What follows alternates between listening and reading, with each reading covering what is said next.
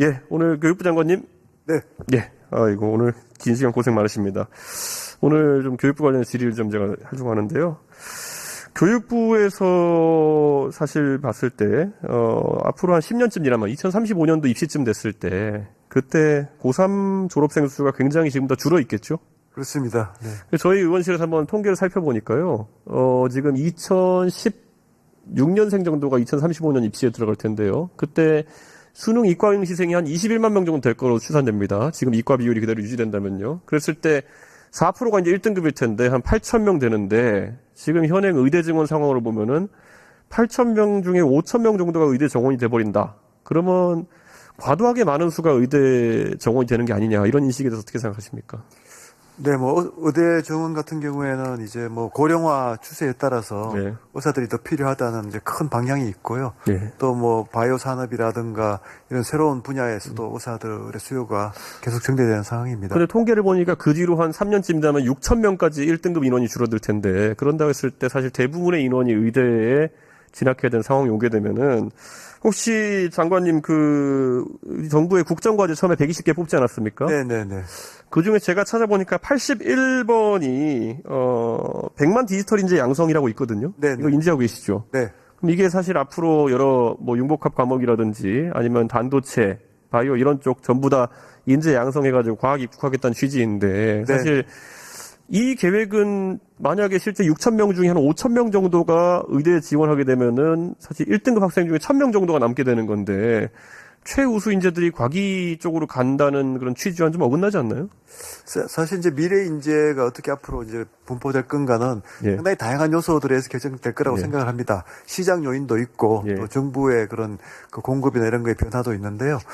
그런 부분에서 정부가 항상 말씀하신 그런 부분에 대해서는 계속 가장 중요하게 생각하고 있습니다. 국가 전략상 중요하기 때문에요. 그래서 사실 국민들이 굉장히 의아하게 생각하는 거는, 아까 제가 120개 국정과제 얘기했는데요. 네. 거기에는 명시적으로 이공계 인력 양성에 대한 이야기는 그때 들어 있습니다. 제가 공교롭게도 그 대선에서 정책적으로 했었기 때문에 논의도 많이 됐었고, 그게 공약으로 들어갔는데, 실제 의대 증원과 관련해가지고 120대 국정과제 속에 내용이 들어있느냐를 봤는데 비슷한 내용도 찾을 수가 없었거든요. 네네. 이러다 보니까 국민들은 예측 가능성이 너무 입시제도에 떨어지는 거 아니냐. 이게 사실 기업도 그렇고 어느 정부든지 들어서게 되면은 국정과제 처음에 나오는 걸 보고 중장기 전략을 짤 텐데, 이거는 그러면 모델하우스랑 배달된 집이 좀 다른 거 아닙니까?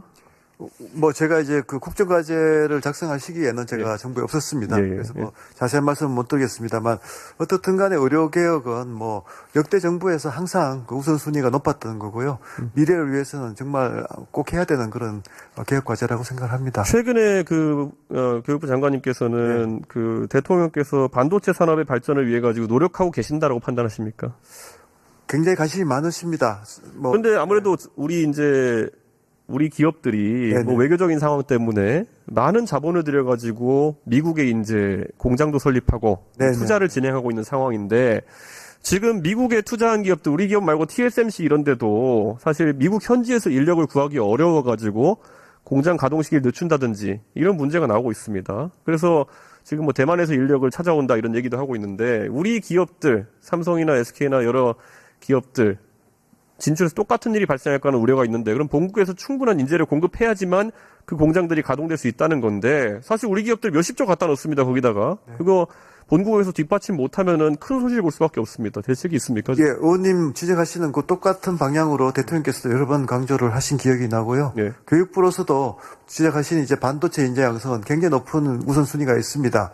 국가적으로 사실 반도체 산업에서 결국은 인재가 없으면 안 되는 거고, 지금 이제 여러 가지 이제 부족 현상이나 또 의대 쏠림이나 이런 것들이 있기 때문에 교육 정책을 통해서 어떻게든 해소하려는 노력을 하고 있습니다. 저는 의지는 고마운데 사실 입시 정책에 너무 이 가변성이 크다 보니까 학생들 같은 경우 진로 정할 때, 이거 우리 정부를 믿고 갈 수 있겠냐 이런 얘기가 나올 수밖에 없거든요.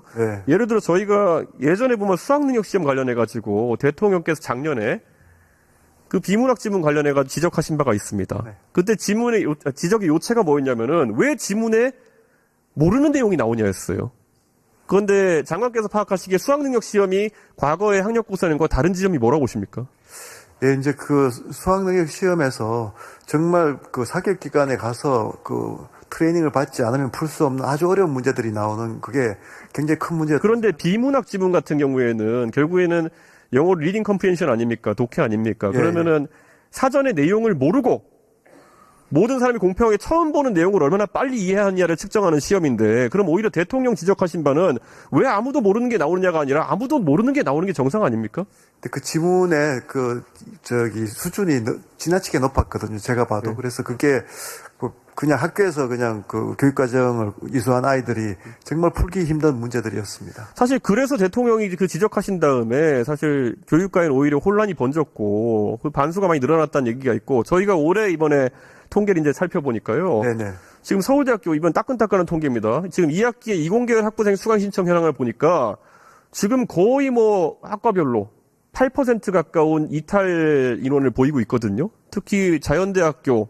아니면 공과대학 이런 데서 보면은 상당한 이탈 비율을 보이고 있는데, 뭐 의대야 뭐 말할 것도 없고 거기야 직접적으로 지금 문제가 되는 곳이니까 사실 상당수의 자연대 공대 인원들이 의대 증원을 보고 또 이렇게 움직였다 볼 수 있는 거 아니겠습니까? 그래서 저희가 의원님 더 잘하시겠습니다만, 이제 R&D 인력 양성을 위해서, 이공계 인력 양성을 위해서 스타이펀드 제도를 도입한다거나. 그건 대학원 가서 얘기 아니겠습니까, 그거는. 네, 제가 말씀드린 거는 아까 말한 모든 것들, 사실 기업이 그 회사 돌리는데 자본이 부족한 거는 뭐 해외에서 자본을 끌어올 수도 있고, 뭐 우리 은행들도 다 충분히 이제 능력이 되고 하는데, 사람이 부족한 거는 지금 사실 우선순위 어디 지냐의 문제거든요. 네. 대통령께서 의대 증원 5,000명 딱 박으시면서 가장 우수한 인재들이 공급돼야 되는 서울대에서부터 반응이 나오고 있는 겁니다. 당장 지금 8% 가까이가 이탈했다고 하는데 이거 우리 이공계 인재들입니다. 어떻게 해야 될까요, 이거? 의원님 지적하시는 그 중요성에 너무 공감을 하고요. 다만 이제 더 잘하시는 바와 같이 실리콘밸리나 이런 쪽은 이미 이공계 그 엔지니어들, 소프트웨어 엔지니어들이 뭐 수억을 버는 그런 이제 시장 구조를 가지게 됐습니다. 저는 우리 대한민국의 경제 구조도 그렇게 갈 수 있다. 또 반도체 산업을 육성하고 또 인재 부분에서 투자를 하면, 그래서 이런 부분을 좀 이제 균형 있게 의대 정책과 함께 추진한다면 반드시 지금처럼. 저는 근데 이렇게 생각합니다. 결국에는 의대 증원이라는 문제를 다들 의료계에 국한된 문제를 보지만은 지금 가장 먼저 즉각적인 타격이 나타나는 곳이 8%가량 인력 유출이 일어나고 있는 이공계다 저는 지적드리는 거고요. 우리 부총님 예전에 이명박 정부 때는 교육과학기술부 장관 아니셨습니까? 맞습니다. 어느 누구보다도 과학기술계를 잘 알고 계신 교육부 장관님이기 때문에 제가 부탁을 드리는 겁니다. 이거 실제 지금 이렇게 인력이 빠져나간다? 저는 심각한 문제고, 현장에서 일할 사람이 없으면은 이게 아까 말했던 우리의 대기업들마저도 인재난 겪을 겁니다. 의대 증원 문제에 대해 가지고 주무부처가 교육부랑 보건복지부겠지만은 또 과학기술계 입장에서 좀 얘기를 해주셨으면 좋겠다, 이런 말씀 드리는 겁니다. 100% 공감하고요. 같이 문제 해결하기 위해서 계속 상의 드리고 노력하겠습니다. 사실 지금 이 아까 말씀드렸던 것처럼 국정과제에 없는 내용이 갑자기 들어온 거예요. 그러니까 예측 가능성이 떨어진 상황이기 때문에 잘 부탁드리겠습니다, 장관님. 네, 감사합니다.